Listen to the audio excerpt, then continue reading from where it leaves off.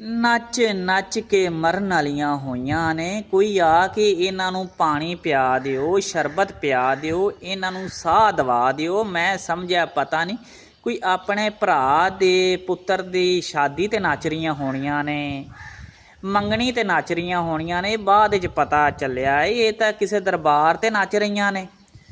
ये नच नच के बाबे कोलों की लऊ ने, उहदे अगे नच रहीआं ने जिहड़ा खुद मर गया हैं, ते खुद नच नच के मरन वालियां होईयां ने।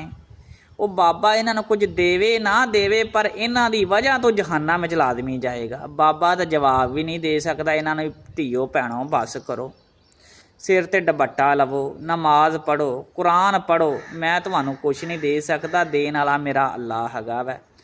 ये किहड़े इंसान ने, कित्थों आए ने, किहड़े मसलक दे नाल तलक रखदे ने, ते बाबे अगे नच के लऊ की ने। समझ नहीं आउंदी, मैनूं समझ नहीं आउंदी।